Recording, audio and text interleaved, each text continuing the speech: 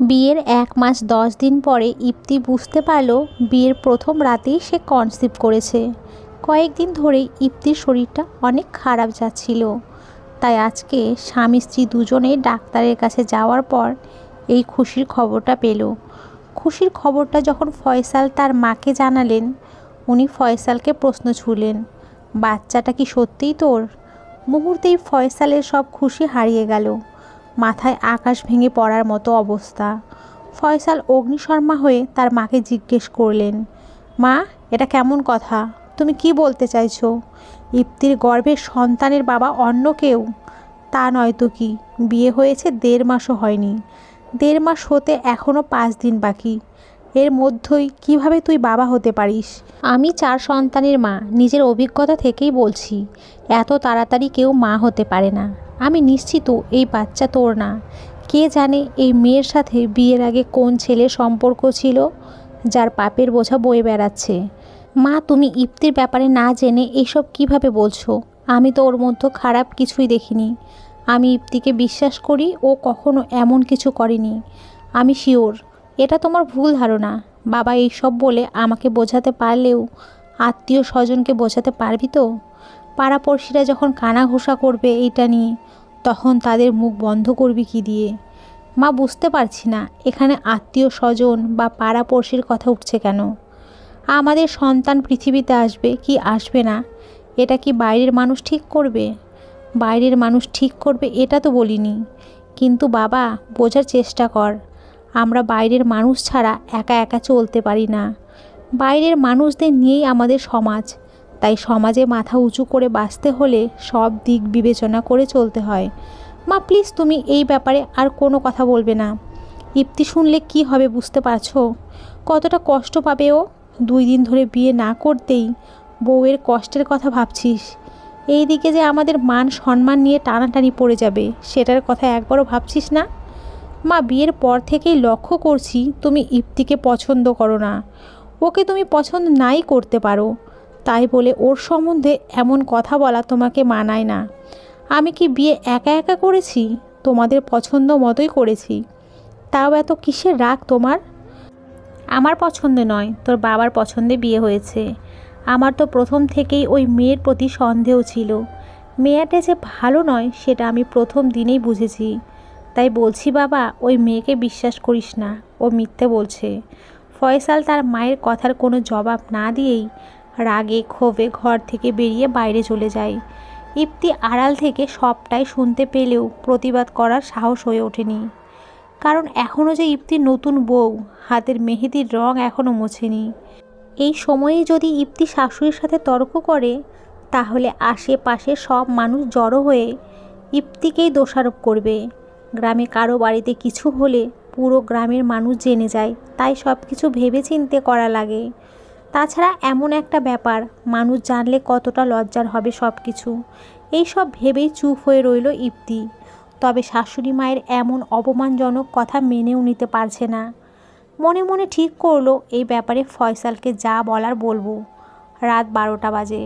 ফয়সাল এখনও বাড়িতে না ফেরায় ইপ্তি বেশ চিন্তিত হয়ে পড়ল। সেই বিকেলে যে শাশুড়ি মায়ের ঘর থেকে রাগ করে বেরিয়েছিল, তারপর আর ঘরে ফেরেনি ফয়সাল। বিয়ের পর এমনটা কখনো হয়নি। রাত 10টার আগেই ফয়সাল অফিসের সব কাজ সেরে বাসায় চলে আসে। আর আজকে তো ছুটির দিন। ছুটির দিনে তো বিকেলে একটু বন্ধুবান্ধবের সাথে আড্ডা দিয়ে বাসায় চলে আসে। অনেকবার ফোন দিয়েছে ফয়সালকে, ফোনটাও রিসিভ করছে না। ইপ্তির মনে নানান চিন্তা ঘুরপাক খেতে লাগলো। কোনো কিছুই ভালো লাগছে না। একদিকে শাশুড়ির বলা কথাগুলো কানে বাজছে, অন্যদিকে ফয়সালের দেরি করে বাসায় ফেরা একদমই মেনে নিতে পারছে না।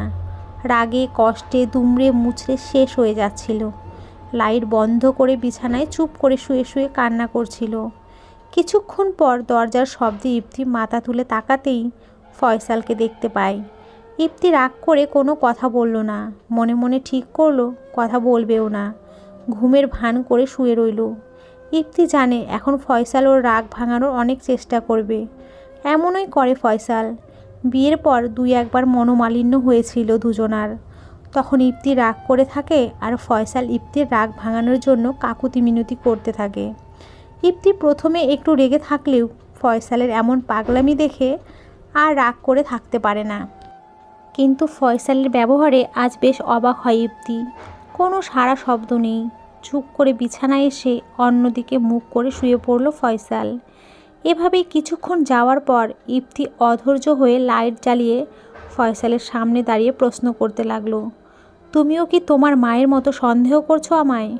ফয়সাল কপাল থেকে হাতটা সরিয়ে এক নজর ইপ্তির দিকে তাকিয়ে আবার চোখ বন্ধ করে শুয়ে রইল। কি হলো, কথা বলছো না কেন?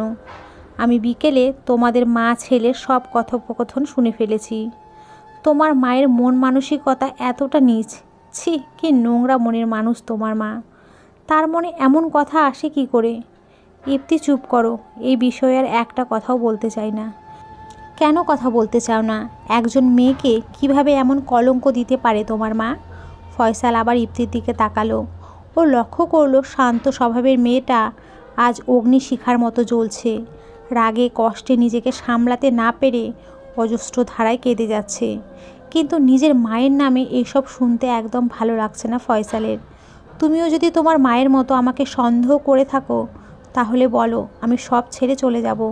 তোমাকে তো বললাম এই বিষয়ে আর কোনো কথা বলতে চাই না। অনেক রাত হয়েছে, শুয়ে পড়ো, সকালে উঠতে হবে, অফিস আছে। তুমি কথা বলতে না চাইলেই কি সব কিছু বন্ধ হয়ে যাবে? কি ভাবো তোমরা নিজেকে? একদিকে তোমার মা আমাকে যা খুশি বলবে, অন্যদিকে তুমি বাড়িতে দেরি করে ফিরবে। আমি আর এক মুহূর্তও এই বাড়িতে থাকতে চাই না। ইপ্তি ব্যাগ গোছাতে লাগলো। ফয়সাল ইপ্তিকে বলল, বাড়াবাড়ি করো না, এখন কিন্তু তোমার উপরে হাত উঠে যাবে। হ্যাঁ, এখন তো এটাই বাকি আছে, তাই না? তোলো হাত, তারপর আমি আর এই বাড়িতে থাকবো না। ইপ্তি যখন ঘর থেকে ব্যাগ নিয়ে বের হতে নিল, ফয়সাল রাগ সামলাতে না পেরে ইপ্তির গালে চড় বসিয়ে দিল। রাত 1টা বাজে, এই সময় তুমি বাসা থেকে বেরিয়ে যাচ্ছ? এত সাহস তোমার? তোমার যদি যেতেই হয় সকালে যাবে। এই বলে ফয়সাল দরজা লক করে শুয়ে পড়ল। ইপ্তি বিছানার এক পাশে বসে কাঁদতে লাগলো। সকালে ফয়সালের ঘুম ভাঙতেই দেখলো ইপ্তি বসে বসে ঘুমাচ্ছে। ফয়সাল ইপ্তিকে দেখে মনে মনে খুব কষ্ট অনুভব করছিল। কাল রাতে ইপ্তির গায়ে হাত উঠানো ঠিক হয়নি। কেন যে এত রেগে গেলাম? খুব ইচ্ছে করছে ইপ্তির কপালে একটা চুমু খেয়ে সরি বলতে, কিন্তু ফয়সাল রেডি হয়ে আস্তে করে টেবিলের উপর থেকে ঘড়িটা হাতে পড়ে ঘর থেকে বেরিয়ে গেল। এমনভাবে বের হলো যেন কোনো শব্দ না হয়, ইপ্তি যেন জেগে না যায়। খাবার টেবিলের উপরে রাখা জগ থেকে এক গ্লাস পানি খেয়ে অফিসের উদ্দেশ্য বেরিয়ে পড়ল ফয়সাল। পেছন থেকে মা রাহেলা বেগম অনেকবার ডাকলেন ফয়সালকে। ফয়সাল সেটার তোয়াক্কা না করেই নিজের মতো এগিয়ে গেল রাস্তার দিকে। রাহেলা বেগম একা একাই বক বক করতে লাগলেন, ছেলেটা আমার রাতেও কিছু খায়নি, এখনও না খেয়ে চলে গেল। জমিদারের মেয়ের এখনও ঘুম ভাঙে না। কাজের বেলায় টনটনা, বাচ্চা জন্ম দেওয়ার কথা তো কাউকে বলে দিতে হয় না, এগুলো তো খুব ভালোই পারে। কাজের বেলায় যত ভণ্ডামি। শাশুড়ির চেঁচামেচিতে ঘুম ভেঙে যায় ইপ্তির। পাশে তাকিয়ে দেখে ফয়সাল নেই, ঘড়িটাও নেই। তার মানে অফিসে চলে গেছে। ঘড়ির দিকে তাকিয়ে দেখে 9টা 20 বাজে। তাড়াতাড়ি করে বিছানা থেকে নেমে ঘর গোছাতে লাগলো। কাপড়ের ব্যাগটা আলমারিতে রেখে দিল। কেউ যদি দেখে তাহলে বুঝে ফেলবে ওদের মধ্যে ঝগড়া হয়েছে। বিছানার উপরে ফয়সালের শার্ট গুছোতে গিয়ে ইপ্তির কান্নায় ভেঙে পড়ল। খুব মনে পড়ছে ফয়সালকে। কাল রাতের ঘটনাগুলো মনে করে আরও বেশি কষ্ট হচ্ছে। আমার এতটা রাগ করা উচিত হয়নি। আজকে আসলে মাপ চেয়ে সব কিছু ঠিক করে নিব। ফয়সালের তো কোনো দোষ নেই। ওর মায়ের বলা কথা নিয়ে ওর সাথে রাগারাগি করে লাভ কী? তাছাড়া মা যতই অন্যায় করুক, সন্তানের সামনে মায়ের নামে কিছু বললে তার তো খারাপ লাগবে, এটাই স্বাভাবিক। ইপ্তি নিজের ঘর থেকে বেরিয়ে রান্নাঘরে জায়ের সাথে রান্নার কাজে সাহায্য করতে লাগলো। ফয়সাল অফিসে কাজ করছিল ঠিকই, কিন্তু তার মন যে একদমই কাজে নেই। বন্ধু আফজালের বিষয়টা বুঝতে বাকি রইল না। হাতের কাজগুলো সেরে ফয়সালের কাছে গিয়ে বসলো। জিজ্ঞেস করলো, কিরে, কি হয়েছে তোর? এমন ফ্যাকাশে দেখাচ্ছে কেন? আচ্ছা, একজন বাচ্চার অস্তিত্ব বোঝার জন্য কত সময়ের দরকার? 1 মাস 10 দিনে কি বাচ্চার অস্তিত্ব বোঝা যায়? কেন বোঝা যাবে না? এমন কত দম্পতি দেখলাম যাদের বিয়ের 10 মাসের মধ্যেই বাচ্চা কোলে নিয়ে ঘুরে বেড়ায়। কেন রে, ভাবি কি প্রেগনেন্ট নাকি? এটা তো সুখবর। তাহলে মুখ এমন প্যাঁচার মতো বানিয়ে রাখছিস কেন? বাইরে চল, মিষ্টি খাওয়াবি। কিন্তু মা এই বিষয়টা মানতে চাইছেন না। ইপ্তির নামে কী সব আজে বাজে বলছিল। কি বলছিল? এখন না, পরে বলবো। আচ্ছা, যাই বলুক না কেন, ওগুলো নিয়ে মন খারাপ করিস না। ওনারা পুরনো দিনের মানুষ, বয়সও তো হয়েছে, এই জন্যই বুঝি মন খারাপ। না, ইপ্তির সাথে কাল রাতে আমার ঝগড়া হয়েছে, হাতও তুলেছি ওর উপরে। বাচ্চা নিয়ে সমস্যা? মা কথাটা শোনার পর অনেক খারাপ মন্তব্য করে, আর ইপ্তি মায়ের কথাগুলো আড়াল থেকে শুনে খুব রিয়্যাক্ট করে। আমি আসলে বুঝতে পারছি না আমি কি করব। একদিকে ইপ্তি, অন্যদিকে মা, দুজনেই আমার খুব আপন। আমি যেমন মায়ের মুখে ইপ্তির বিরুদ্ধে কথা শুনতে চাই না, তেমনি ইপ্তির মুখেও মায়ের বিষয়ে খারাপ মন্তব্য সহ্য করতে পারবো না। আমি এমনভাবে ফেঁসে আছি যে বের হবার কোনো পথই খুঁজে পাচ্ছি না। চিন্তা করিস না, সব ঠিক হয়ে যাবে। আর বাসায় গিয়ে ভাবির সাথে সব ঝামেলা মিটিয়ে নিবি। স্বামী স্ত্রীর মধ্যে ঝগড়া মনোমালিন্য হয়েই থাকে। চল একটু বাইরে গিয়ে চা খেয়ে আসি, দেখবি ভালো লাগবে। ফয়সাল মনে মনে ঠিক করলো রাতে ইপ্তির কাছে ক্ষমা চেয়ে নিবে। ইপ্তির সাথে ঝামেলা হওয়াতে কোনো কিছুতেই যে মন বসছে না তার। রাত 10টা বাজে। ফয়সাল আসার সময় হয়ে গেছে। ইপ্তি মাথাটা একটু আঁচড়িয়ে সুন্দরভাবে মুখে হাসি ফুটিয়ে টেবিলে খাবার পরিবেশন করছিল। কলিং বেল বাজতেই ইপ্তি দৌড়ে গিয়ে দরজা খুলল। ফয়সালকে দেখে ইপ্তি হাসি মুখে জিজ্ঞেস করলো, এসেছো? ব্যাগ আমার কাছে দাও। তুমি হাত মুখ ধুয়ে টেবিলে খেতে এসো। মা বাবা কোথায়? ভাইয়া কি ফিরেছে অফিস থেকে? ইপ্তি হাসি মুখে উত্তর দিল, ফিরেছে। ভাইয়া প্রতিদিন 5টায় বাড়ি ফিরে আসে, বুঝেছো? আর মা বাবা দুজনেই ঘরে আছেন। আমি ওনাদের খেতে ডাকছি, তুমি ফ্রেশ হয়ে এসো। ফয়সাল জানে ওর ভাইয়ের বাড়ি ফেরার সময় শুধু ইপ্তির সাথে কথা বলার জন্যই জিজ্ঞাসা করা। বাবা মা, ফয়সাল, ফয়সালের বড় ভাই, ছোট বোন, ভাবি, ভাতিজি, ইপ্তি সবাই একসাথে খেতে বসলো। খাওয়ার সময় বিভিন্ন বিষয় নিয়ে কথা হলো। ফয়সাল শুধু ইপ্তির দিকে আর চোখে দেখছিল। মেয়েটা এমন ভাব করছে যেন কিছুই হয়নি। তাহলে কি ইপ্তির রাগ কমেছে, আমাকে ক্ষমা করে দিয়েছে, নাকি মুখে হাসি ফুটিয়ে কষ্টের বোঝা মনে চেপে সব কিছু স্বাভাবিক করার চেষ্টা করছে? খাওয়া দাওয়া শেষে ইপ্তি সব কাজ ছেড়ে ঘরে এসে দেখলো ফয়সাল নেই। ফয়সালের তো এখন ঘরে থাকার কথা, এত রাতে আবার কোথায় গেল? আশেপাশে খুঁজতে লাগলো, বাথরুমে যায়নি তো? কিন্তু না, সেখানেও নেই। তাহলে ফয়সাল আমার সাথে রাগ করে আলাদা ঘরে চলে গেল না তো? কথাটা ভাবতেই বুকের ভিতরটা কেমন মোচড় দিয়ে ওঠে ইপ্তির। বারান্দায় গেল কি না এটা ভেবেই পা বাড়াতেই ফয়সাল পেছন থেকে এসে ইপ্তিকে জড়িয়ে ধরল। ইপ্তি চমকে গিয়ে পেছন ফিরে তাকিয়ে দেখলো ফয়সাল। সরি। কেন? কালকে রাতে তোমার উপরে হাত তুলেছি তাই। সেটা তো আমি কখন ভুলে গেছি। বিশ্বাস করো ইপ্তি, সারাটা দিন যে আমার কতটা কষ্টে কেটেছে আমি তোমাকে বলে বোঝাতে পারবো না। আমারও কি কম কষ্টে গেছে ভেবেছো? ফয়সাল পকেট থেকে একটা গোলাপ বের করে ইপ্তির খোপায় গুজে দিয়ে বলল, আমি তোমাকে অনেক ভালোবাসি। আমিও তোমাকে অনেক ভালোবাসি। দুটি মনের সব কষ্টের শেষ হলো ভালোবাসার কিছু মুহূর্ত দিয়ে। সকালে ইপ্তি তাড়াতাড়ি ঘুম থেকে উঠে নাস্তা বানানোর জন্য রান্নাঘরে চলে যায়। রান্না ওর যাই করে, ও শুধু রান্নাতে সাহায্য করে। এখনও নতুন বউ বলে ইপ্তিকে রান্না করতে দেওয়া না হলে ইপ্তি অনেক সময় নিজের ইচ্ছে থেকে রান্না করে। তাছাড়া ভাসুরের আগে ফয়সালের অফিস, ওর জায়ের আশায় থাকলে ফয়সালের অফিস যেতে লেট হয়ে যায়। দুপুরের খাবারটাও নিয়ে যেতে পারে না। বিয়ের আগে পর্যন্ত ফয়সাল দুপুরের খাবারটা বাইরেই খেত, কিন্তু ইপ্তি চায় দুপুরের খাবারটাও যেন ঘরেরই খেতে পারে। ইপ্তি আপন মনে রুটি বানাচ্ছিল। ওর যা চুলায় রুটি ভাজতে ভাজতে ওকে জিজ্ঞেস করলো, মা বললেন তুমি নাকি কনসিভ করেছো? জি। আমি বলি যদি ভালো চাও বাচ্চাটা নষ্ট করে ফেলো। এটা কেমন কথা ভাবি? আমি আপনাকে যথেষ্ট সম্মান করি, এমন কিছু করবেন না যে আপনাকে অসম্মান করতে বাধ্য হই। তুমি জানো সবাই এই নিয়ে কত কানাঘুষা করছে। সবাই বলছে এই বাচ্চাটা নাকি ফয়সালের না। যার যা খুশি বলুক, তাতে আমার কিছুই যায় আসে না। কেন আপনারা আমার সাথে এমন করছেন? কেন আমার অনাগত সন্তানের পেছনে এভাবে লেগে আছেন? কেন আপনারা আমার বাচ্চার জন্মের আগেই তার গলা টিপে হত্যা করতে চাইছেন? আস্তে কথা বলো। তুমি যে নতুন বউ সেটা ভুলে গেছো? আমি কিছুই ভুলে যাইনি, শুধু হাঁপিয়ে গেছি আপনাদের এমন নোংরা মন মানসিকতা দেখে। নতুন বউয়ের এমন চিৎকার শুনে বাড়ির সবাই রান্নাঘরের সামনে জড়ো হয়ে গেল।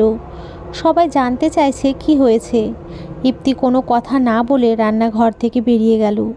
নিজের ঘরের দিকে যাওয়ার সময় ফয়সালের সাথে ধাক্কা লাগলো, কিন্তু কোনো কিছুর পরোয়া না করে ঘরে গিয়ে কাঁদতে লাগলো।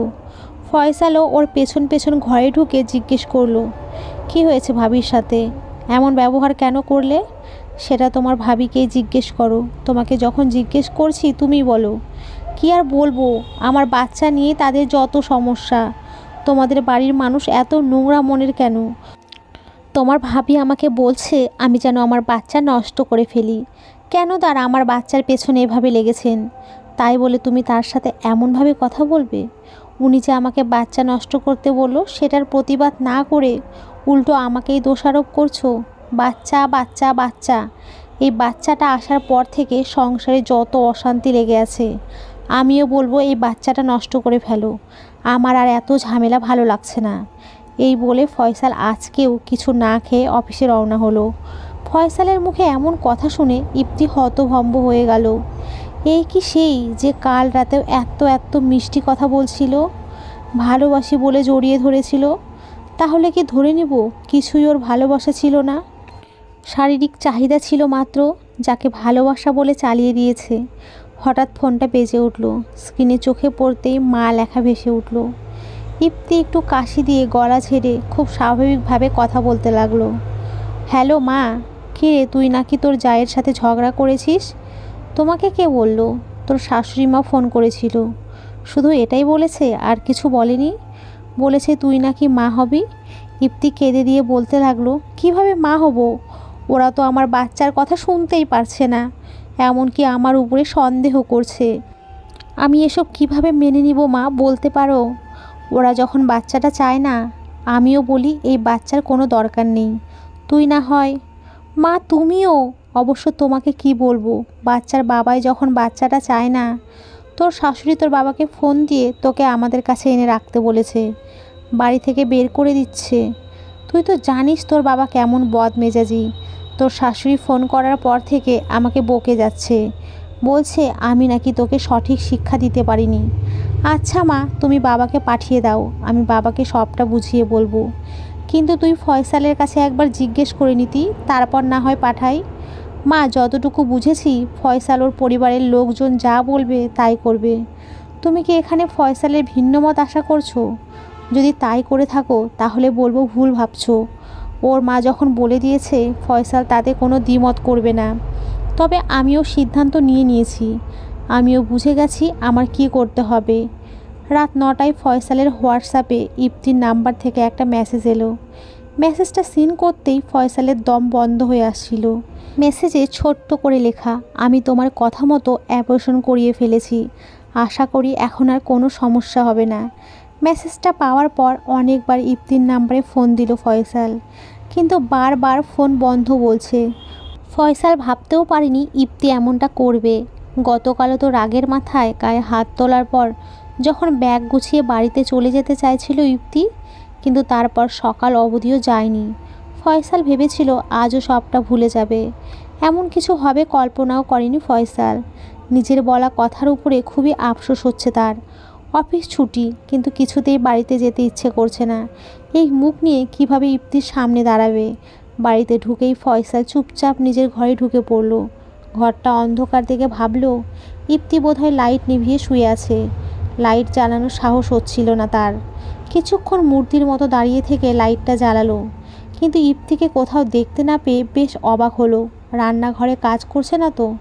রান্নাঘরে খুঁজে যখন ইপ্তিকে পেল না, ফয়সাল তখন তার ভাবিকে জিজ্ঞেস করলো, ইপ্তি কোথায়? ওকে তো দেখছি না। ওর বাবা এসে নিয়ে গেছে। কেন, তোমাকে বলে যায়নি?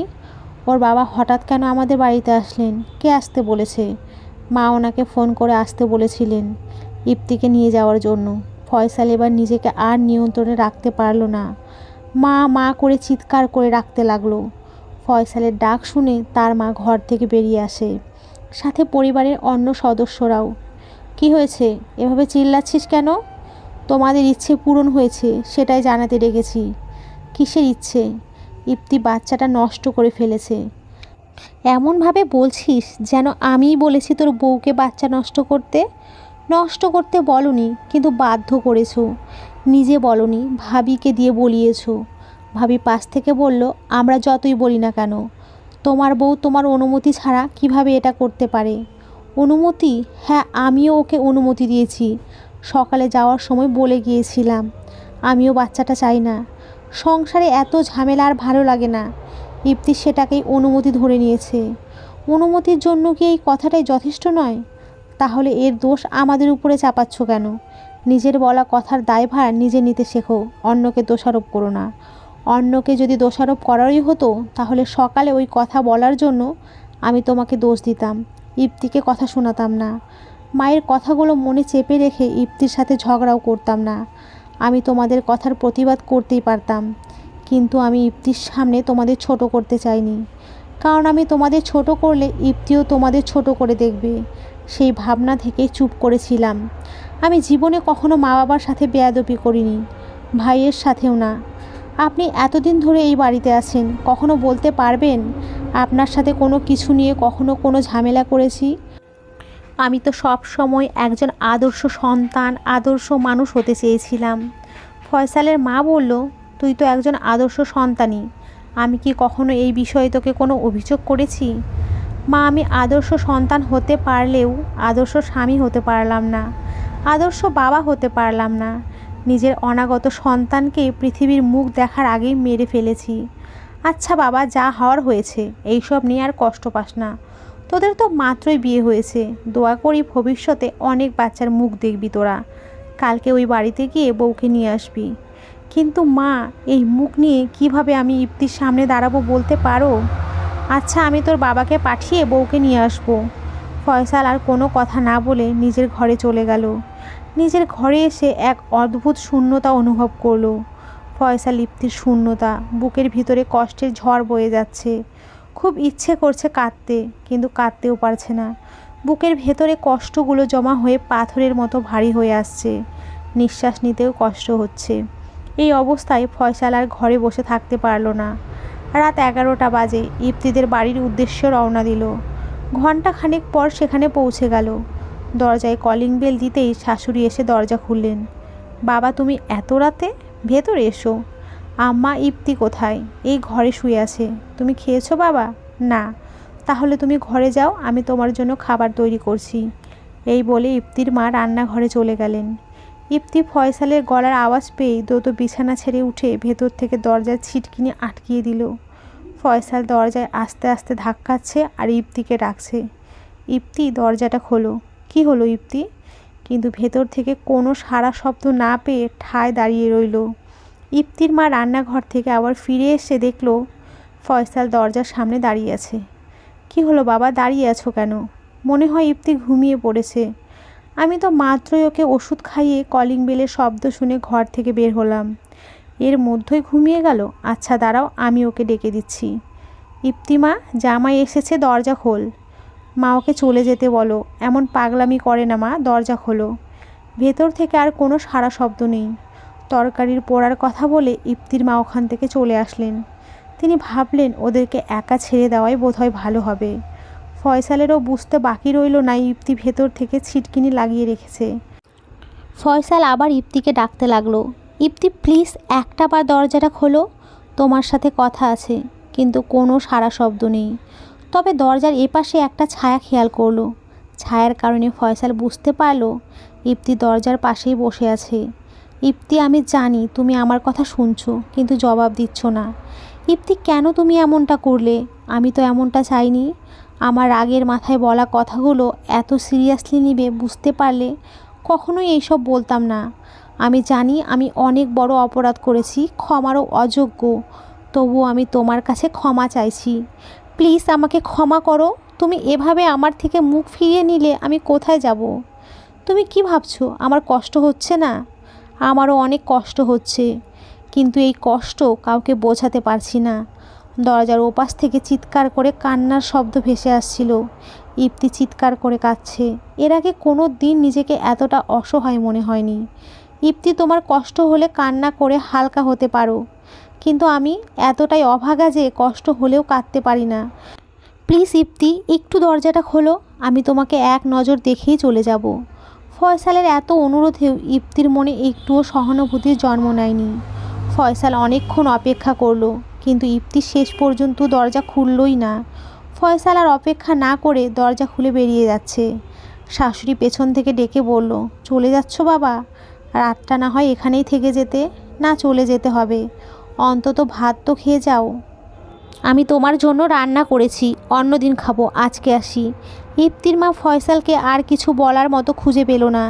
এই সময় আসলে কি বলা উচিত উনি বুঝতে পারছেন না, তাই চুপ করে দাঁড়িয়ে থেকে ফয়সালের চলে যাওয়া দেখছিল।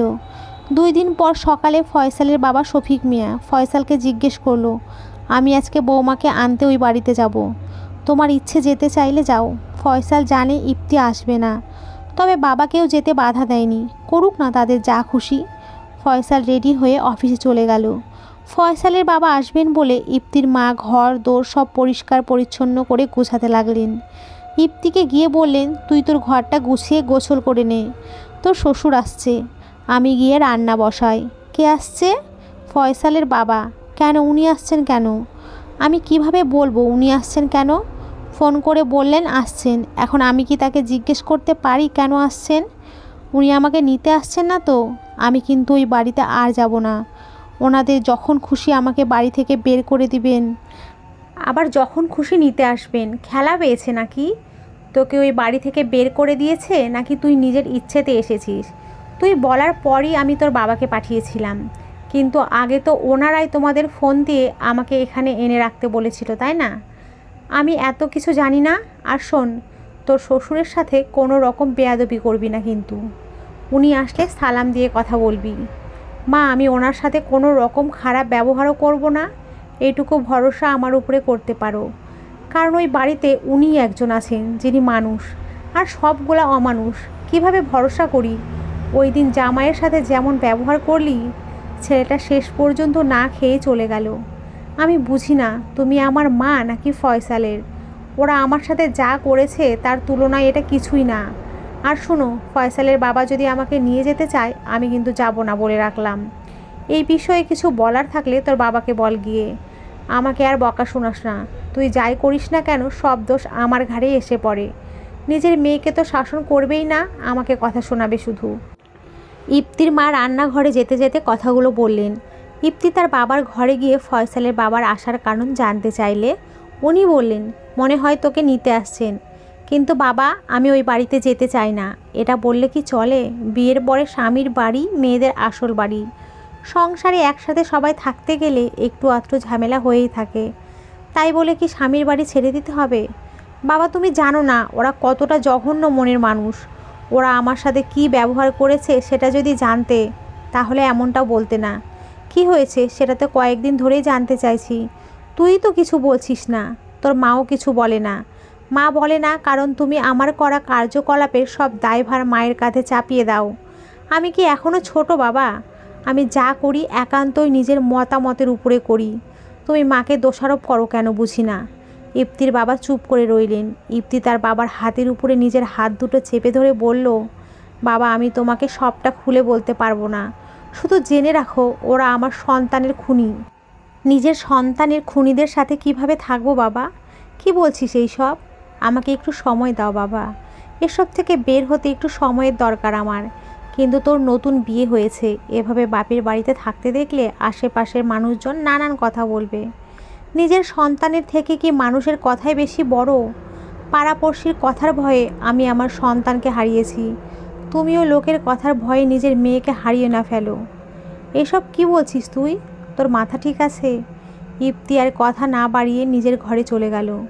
ফয়সালের বাবা আসার পর ইপ্তি খুব স্বাভাবিকভাবেই তার সাথে কথা বললেন। দুপুরে সবাই একসাথে খাওয়া দাওয়া করলেন। ইপ্তিকে নিয়ে যাওয়ার প্রসঙ্গ উঠলে ইপ্তির বাবা বললেন, বেয়াই সাহেব আর কিছুদিন না হয় থাকুক, ওর শরীরটাও বেশি ভালো নেই। কয়েকদিন পর না হয় আমি নিজে গিয়ে ওকে আপনাদের বাড়িতে দিয়ে আসব।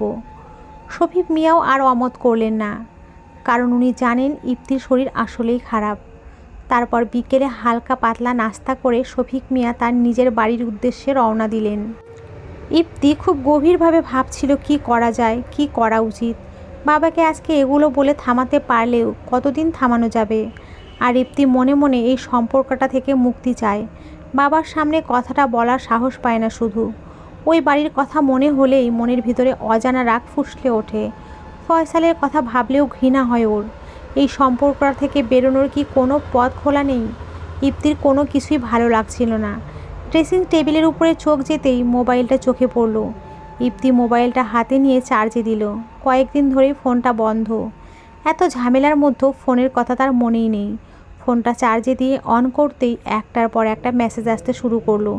মেসেজগুলো সিন করে দেখে সবগুলো ফয়সালের মেসেজ। অনেক অনেক মেসেজ, তার বেশিরভাগ মেসেজ সরি লেখা, কয়েকটা মেসেজ ভালোবাসি লেখা। মেসেজগুলো দেখে ইপ্তি তাচ্ছিল্যের হাসি হেসে সব কিছুতে ফয়সালকে ব্লক করে আবার ফোনটা চার্জে দিয়ে দিল। এভাবেই দিনের পর দিন চলে যাচ্ছিল। ফয়সাল আর ইপ্তির মাঝে কোনো যোগাযোগ নেই।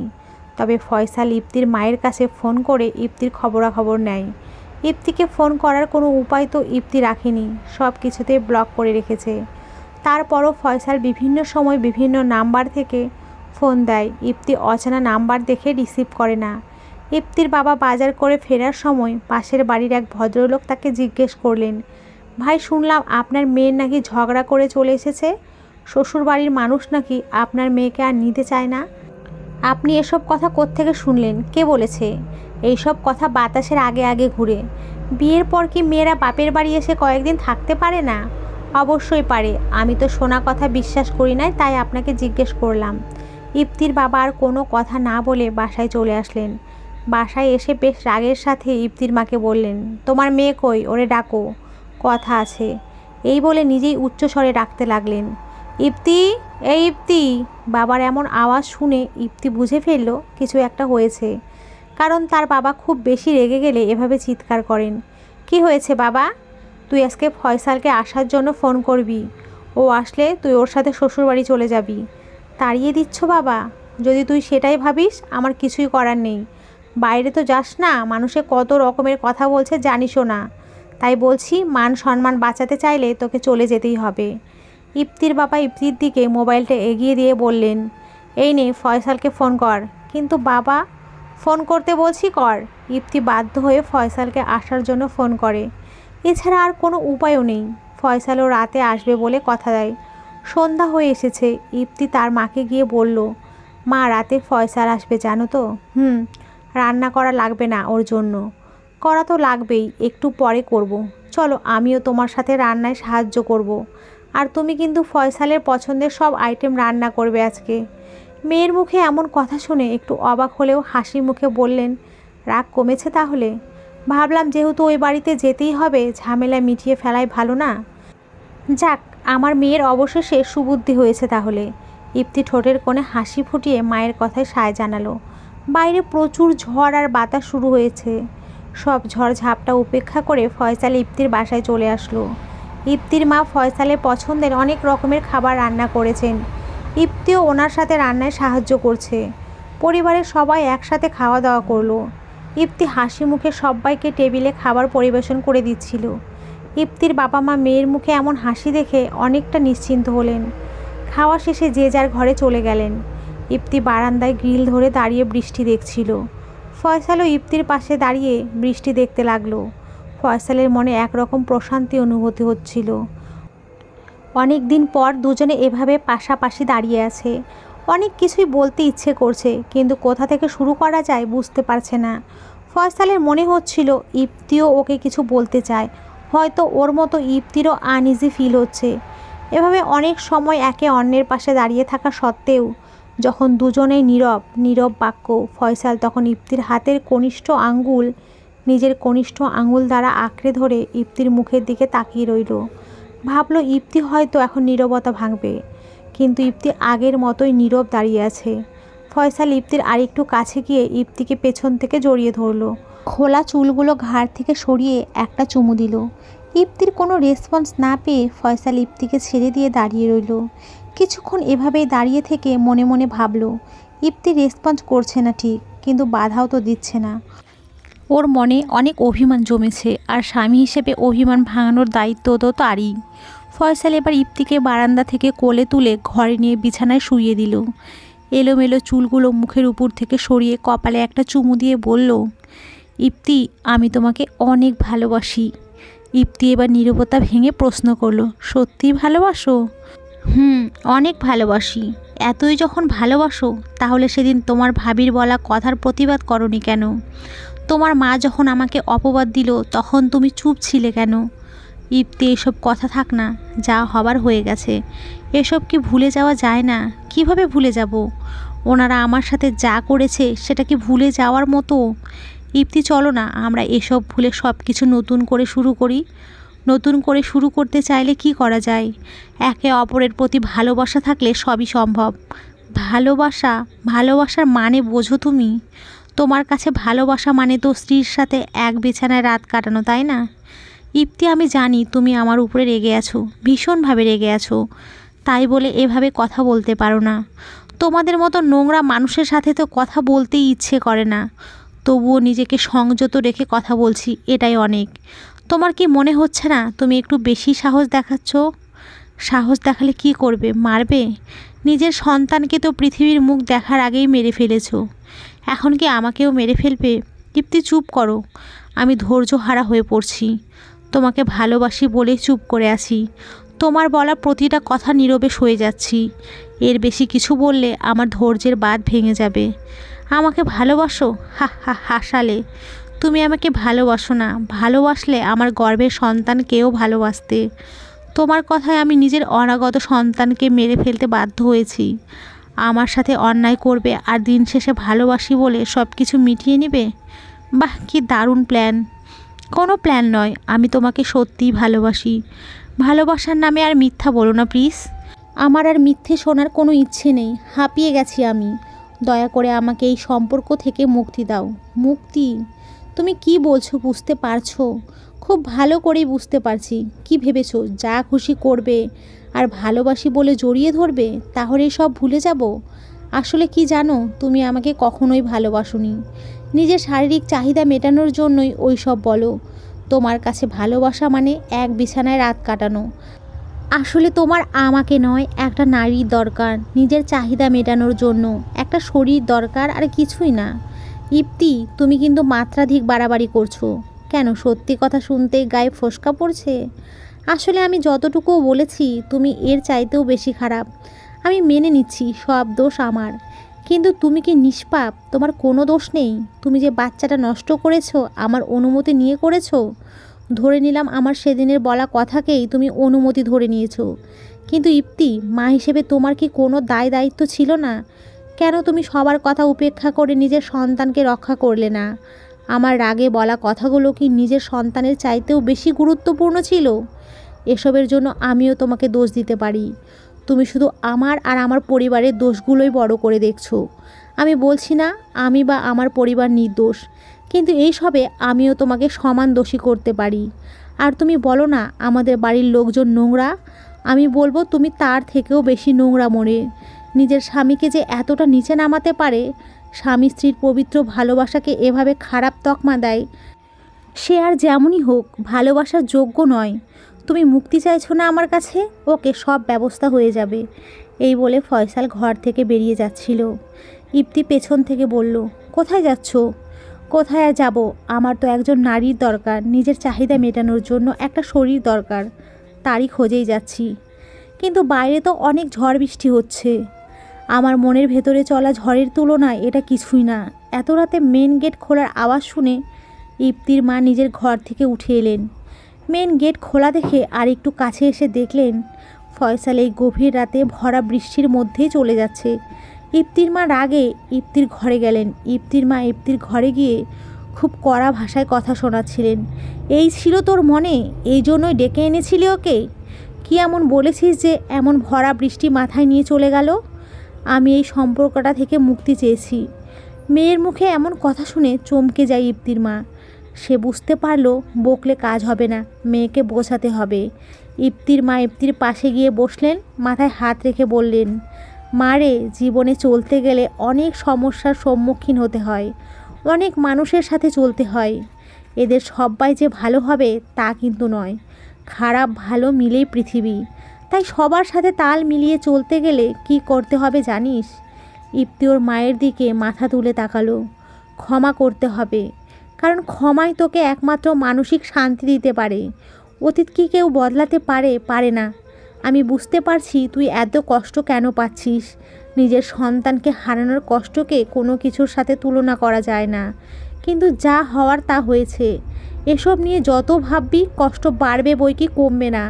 তোর এই রাগ অভিমান ফয়সালের থেকে তোকে অনেক দূরে সরিয়ে নিয়ে যাবে, আর এই দূরত্ব তোর মানসিক কষ্টকে আরও বাড়িয়ে দিবে। তোর বাবার সাথে কি আমার ঝগড়া হয় না? রাগের মাথায় ঝগড়া করলেও যখন রাগ শেষ হয়ে যায় তখন সব ভুলে যায়। আর এই পৃথিবীটা তো এমনই, সংসারে ঝগড়া থাকবে, ভালোবাসা থাকবে, এমনই তো হয় সংসার। তুই শুধু ফয়সালের খারাপ দিকটাই দেখছিস, ওর কি কোনো ভালো দিক নেই? ওর ভালোর দিকগুলো ভেবে ওর সাথে থেকে যাওয়া যায় না? কিন্তু মা, ফয়সাল তো আমার কাছে ক্ষমা চাইতে পারতো, তা না করে উল্টো আমাকেই দোষারোপ করলো। মারে, আমি যতটুকু বুঝেছি ফয়সালও তোর বাবার মতো বদমেজাজি, কিন্তু খারাপ মানুষ নয়। আরও যে ক্ষমা চায়নি এমনও তো নয়। তুই কি ওকে ক্ষমা চাওয়ার সুযোগ দিয়েছিস? কিন্তু আজকে ক্ষমা চাইলো না কেন সেটা আমি জানি না। তবে একটা কথা মনে রাখবি, ছেলেরা মনে মনে যা চায় সব সময় সেটা মুখে বলতে পারে না। হয়তো ফয়সালও তেমন, মনে এক মুখে আর এক। তবে এইসবের জন্য ওরও কষ্ট হচ্ছে, শুধু মুখ ফুটে বলতে পারছে না। ওকে বোঝার চেষ্টা কর, তাহলে দেখবি ও তোকেও বুঝতে পারবে। আমি আর এসব নিতে পারছি না মা, আমি এই কষ্ট থেকে মুক্তি চাই। বিয়ে ভেঙে দিলেই তোর কষ্ট কমে যাবে ভাবছিস? ধরলাম বিয়ে ভেঙেই দিলি, কিন্তু তোকে কি তোর বাবা ঘরে বসিয়ে রাখবেন না। কিছুদিন পরে বিয়ে দিয়ে দিবেন। যদি ওই পরিবার এর চাইতেও খারাপ হয় তখন কি করবি? আবার বিয়ে ভেঙে দিবি? মারে, জীবনে না চাইতেও অনেক কিছু করতে হয়, বাধ্য হয়েই করতে হয়। মেয়েরা চাইলেই নিজের ইচ্ছেকে প্রাধান্য দিতে পারে না, অনেক বাধ্যবাধকতা থাকে। মেয়েদেরকে অনেক সময় অন্যায় অবিচার হজম করে চুপ করে সংসার করে যেতে হয়। আমাদের সমাজ ব্যবস্থাটাই এমন, আমরা এর বাইরে নয়। বাইরে থেকে অনেকেই তোকে বলবে এমন অন্যায় মেনে নেওয়া যায় না, এমন খারাপ পরিবারের সাথে থাকা যায় না। আরও বলবে সব ছেড়ে নিজের মতো বাঁচতে শেখো। কিন্তু তুই ওদের কথা শুনে একা থাকার সিদ্ধান্ত নিলেও একাকিত্বের সময় ওদেরকে পাশে পাবি না। ওরাই এক সময় তোর দিকে আঙুল তুলে বলবে স্বামীর ঘর করতে পারিনি, ডিভোর্সি। যা হয়েছে ভুলে যা। উপরওয়ালা যদি চান তাহলে তোদের ঘর আলো করে অনেক সন্তান আসবে। দোয়া করি সব ভুলে জীবনটা নতুন করে শুরু কর। এই বলে ইপ্তির মা নিজের ঘরে চলে গেলেন। ইপ্তি ওর মা চলে যাওয়ার পর চিৎকার করে কাঁদতে লাগলো। কেন জানি অপরাধ বোধ হচ্ছে ওর। ফয়সাল ঠিকই বলেছে, কেন সবার কথা উপেক্ষা করে নিজের সন্তানকে রক্ষা করলো না? নিজের সন্তানকে মেরে ফেলেছি আমি। এই বলেই আরও জোরে কাঁদতে লাগলো। ফয়সালের জন্যও চিন্তা হচ্ছে এখন। তখন রাগের মাথায় কত কিছু বলেছে, মনের যত জমানো রাগ ছিল সব ওর উপরে ঝেড়েছে। অনেক দিনের জমানো রাগ ঝেড়ে হালকা হলেও স্বস্তি মিলছে না কোথাও।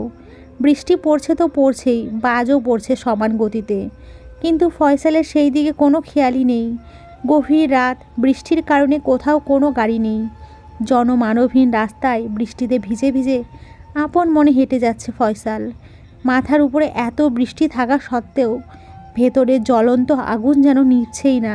হঠাৎ রাস্তার একটা ইটের সাথে হোঁচট খেয়ে মাটিতে পড়ে গিয়ে হাতে পায়ে আর মাথায় খুব ব্যথা পেল।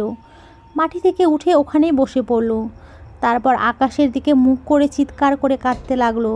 গলা ফাটিয়ে চিৎকার করে বলতে লাগলো, আমি কেন ইপ্তির সাথে এমনটা করলাম? আমি ওর কাছে ক্ষমা না চেয়ে উল্টা ওকে আরও কষ্ট দিলাম। আমাকে ক্ষমা করো ইপ্তি। আমি তোমাকে কিভাবে বোঝাবো আমি কতটা কষ্টে আছি? আমি খুব খারাপ একজন মানুষ, একজন খারাপ স্বামী। যদি পারো ক্ষমা করিও। ফয়সালের অনেক কষ্টেও কান্না আসে না, কিন্তু আজ তার খুব কান্না পাচ্ছে। বৃষ্টির সাথে নিজেও অঝরে কেঁদে যাচ্ছে। কেন কাঁদছে ইপ্তিকে ওইভাবে কষ্ট দিয়ে কথা বলার জন্য? নাকি নিজের সন্তানের খুনের দায়ে?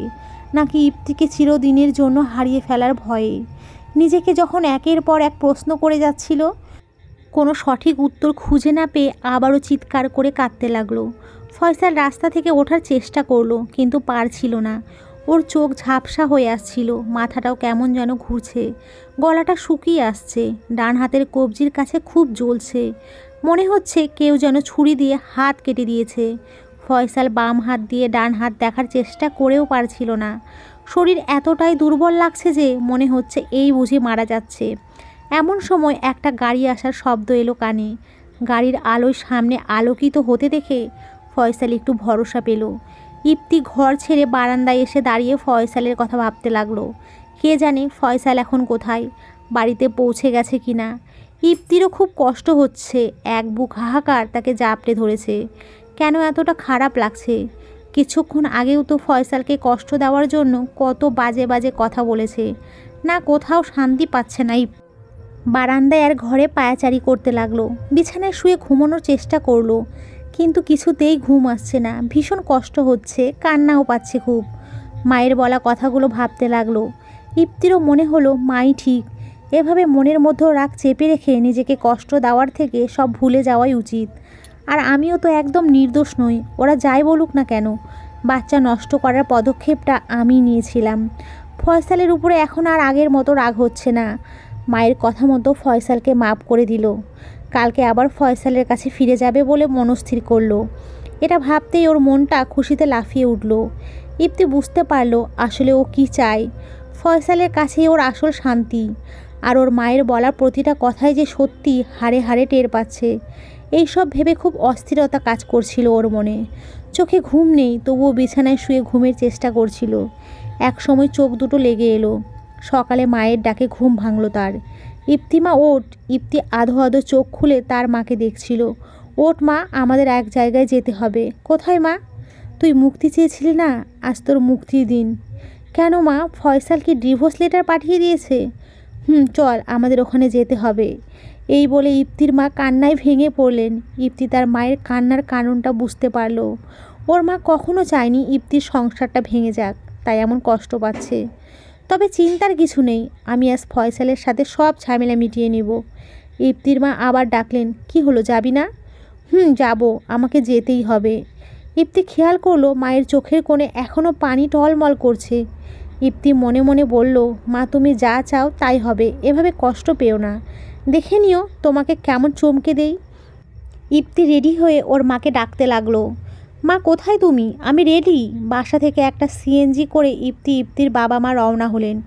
ইপ্তি সিএনজিতে ওর বাবার দিকে বারবার খেয়াল করছিল। ভাবছিল বাবা এত শান্ত হয়ে আছেন কেন। বাবার তো এখন তাকে খুব করে বকার কথা। রাগী মানুষটাকে এমন শান্ত দেখে ইপ্তি বেশ অবাক হয়। কতটা কষ্ট পেলে রাগী মানুষরা এভাবে শান্ত হয়ে যেতে পারে। বাবা মা দুজনেই কাঁদছেন। বাবা, আমি বোধহয় তোমাকে খুব বেশি কষ্ট দিয়ে ফেলেছি। ধৈর্য ধরো, খুব শীঘ্রই তোমাদের কষ্টের অবসান ঘটবে। সিএনজি একটা হাসপাতালের সামনে এসে থামলো। ইপ্তি বলল, বাবা আমরা না উকিলের কাছে যাচ্ছি। তাহলে হাসপাতালে এসেছি কেন? ওরা সবাই ওখানেই অপেক্ষা করছে। ইপ্তি একটা বড় নিঃশ্বাস ছেড়ে মনে মনে বলল, কি আজব ফ্যামিলিতে পড়েছি রে বাবা, মাথা খারাপ ফ্যামিলি একটা। তবু এদের সাথে আমাকে সারাটা জীবন থাকতে হবে, এদেরকে নিয়েই থাকতে চাই। ইপ্তি ওর বাবার পেছন পেছন যাচ্ছিল। একটা রুমের সামনে ওর বাবা থেমে গেল। ইপ্তিও থেমে যায়। ইপ্তি বাইরে ফয়সালের পরিবারের অনেককেই দেখতে পায়। সবার চোখেই পানি। ইপ্তি ভাবছে আমাদের ডিভোর্সের কারণে ওনারা কতটা কষ্ট পাচ্ছেন। ভালোবাসা না থাকলে কি এতটা কষ্ট পেত? আর আমি কি না এদেরকে এতদিন শত্রু ভেবে এসেছি। ইপ্তি রুমের সামনে ওর ভাসুরকে দেখতে পেয়ে ওনার কাছে যায়। কাছে যেতেই ইপ্তির ভাসুর বলল, আমার সাথে এসো। কোথায় ভাইয়া? ফয়সালের কাছে। ফয়সাল কোথায়? 4 তলায়। ইপ্তি এবার মনে মনে খুব বিরক্ত হচ্ছিল। এরা সবাই পাগল নাকি? একে তো উকিলের চেম্বারে না গিয়ে হাসপাতালে এসেছেন, আবার ফয়সাল গিয়ে 4 তলায় বসে আছেন। কী যে শুরু করেছে এরা। 4 তলায় যাওয়ার পর ইপ্তি ওর ভাসুরকে জিজ্ঞেস করলো, ভাইয়া কোথায় ফয়সাল? উনি হাতের ইশারায় একটা রুম দেখিয়ে দিলেন। ইপ্তি রুমটার ভেতরে ঢুকে কোনো কিছুই দেখতে না পেয়ে আবার ফিরে এসে বলল, ভাইয়া রুমটা তো খালি। ইপ্তির ভাসুর ইপ্তিকে নিয়ে ওই রুমে নিয়ে গিয়ে বললেন, ওই যে দেখতে পাচ্ছ 209 নাম্বার ড্রয়ার, ওখানেই ফয়সাল ঘুমিয়ে আছে। ড্রয়ারে কেন? এটা বলতেই ইপ্তির মনে পড়ল টিভিতে সে দেখেছিল মর্গের ড্রয়ারে মৃত মানুষের লাশ রাখা হয়। তার মানে কি ফয়সাল মৃত? ইপ্তি দৌড়ে গিয়ে 209 নাম্বার ড্রয়ারে খুঁজতে লাগলো। এই তো 209 নাম্বার ড্রয়ার। ইপ্তি খুলতে চেয়েও খুলতে পারছে না, হাত পা অবশ হয়ে আসছে, মাথা কিছু কাজ করছে না, পাগল পাগল লাগছে। একজন নার্স রুমে ঢুকে ইপ্তিকে দেখে বললেন, এখানে বেশিক্ষণ দাঁড়িয়ে থাকা যাবে না, লাশ দেখার হলে তাড়াতাড়ি দেখে বের হয়ে যান। ইপ্তির কোনো জবাব না পেয়ে উনি জিজ্ঞেস করলেন, কত নম্বর ড্রয়ার? ইপ্তি হাতের ইশারায় দেখিয়ে দিতেই উনি ড্রয়ারটা খুললেন। ইপ্তি ফয়সালের নিতর দেহটা দেখতে পায়। মুখটা কেমন ফ্যাকাশে হয়ে গেছে। ইপ্তি সহ্য করতে না পেরে জ্ঞান হারিয়ে ফেলে। জ্ঞান ফেরার পরে ইপ্তি দৌড়ে আবার মর্গের রুমে যেতে চাইলে ওর মা জড়িয়ে ধরে রাখে, যেতে দেয় না। ইপ্তি ওর মাকে বলল, কেন এমন হলো মা? আমি তো এমনটা চাইনি। সত্যিই বলছি মা, ভেবেছিলাম আজ ফয়সালের সাথে সব ঝামেলা মিটিয়ে তোমাদেরকে চমকে দেব, কিন্তু কে জানতো ফয়সাল আমাকে এভাবে চমকে দিবে। মা, আমি তো এমন মুক্তি চাইনি। কেন এমন হলো মা, কেন? ইপ্তির বাবা ডাক্তারকে জিজ্ঞেস করলেন মৃত্যুর কারণ কি। ডাক্তার বললেন ওনার মাথার পেছনে একটা আঘাত দেখতে পেয়েছি। সম্ভবত পড়ে গিয়েছিলেন, পায়েও সামান্য আঘাত, তবে হাতের আঘাতটা গুরুতর। হাতের রগ কেটে অথবা ফেটে গিয়েছিল। অতিরিক্ত রক্তক্ষরণের জন্যই মারা গেছেন। আসলে কাল রাত 3টার সময় আমরা একটা অপারেশনের জন্য কয়েকজন ডাক্তার মিলে ঢাকা সিটি হসপিটালের দিকে যাচ্ছিলাম। সেখানে রাস্তার মাঝে তাকে পড়ে থাকতে দেখে আমরা হসপিটালে নিয়ে আসি। আফসোস আমরা তাকে বাঁচাতে পারিনি, তবে তার মৃত্যুটা আমাদেরকেও ভাবাচ্ছে। এত রাতে একটা মানুষ ছাতা ছাড়া বাইরে বের হলেন কেন? কী এমন প্রয়োজন ছিল তার? প্রশ্নের জবাবে ইপ্তির বাবা নীরবতা পালন করলেন। ডাক্তারের কথাগুলো শুনে ইপ্তি ওর মাকে বলল, আমি ফয়সালকে মেরে ফেলেছি মা, আমার কারণে আজ ওর এমন দশা। কেন আমি কালকে ওকে থামালাম না? যদি থামাতাম তাহলে আজ হয়তো ও পৃথিবীতে বেঁচে থাকতো, আমাদের সাথে থাকতো। এই বলে চিৎকার করে কাঁদতে লাগলো। না রে মা, কার মৃত্যু কোথায় আছে, কিভাবে আছে কেউই বলতে পারে না। ইপ্তির মাও কাঁদছেন। ইপ্তি হাসপাতালে দম বন্ধ হয়ে আসছিল, তাই হাসপাতাল থেকে বের হয়ে খোলা আকাশের নিচে গিয়ে চিৎকার করে কাঁদতে লাগলো। বিশাল আকাশটা তার দিকে তাকিয়ে যখন কাঁদছিল, ইপ্তি অনুভব করলো আকাশ, বাতাস, গাছপালা সবাই ওকে বলছে, ইপ্তি কাঁদছো কেন? তুমি তো এটাই চেয়েছিলে। আজ থেকে তুমি মুক্ত, স্বাধীন। আজকের পরে আর কেউ তোমাকে কষ্ট দিতে পারবে না, কেউ তোমাকে কাঁদাবে না। এখন তো তোমার খুশি হওয়ারই কথা। ইপ্তি কাঁদছে আর ভাবছে জীবন কত অদ্ভুত। একসময় মুক্তি চেয়েছি, কিন্তু আজ মুক্তি পেয়েও খুশি হতে পারছি না। ফয়সালের দাফন শেষ হলো। সবাই যার যার মতো চলে যাচ্ছে। সন্ধ্যা নেমে এসেছে, বৃষ্টিও হচ্ছে খুব। ইপ্তিকে ওর মা হাত ধরে নিয়ে যাচ্ছিলেন। ইপ্তি ওর মায়ের হাত থেকে নিজের হাতটা ছাড়িয়ে কবরের কাছে হাঁটু গেড়ে বসে পড়ল। কবরের খুব কাছে গিয়ে আস্তে করে বলল, তুমি নও ফয়সাল, আমি হয়তো আসল খুনি। ভুলগুলো ক্ষমা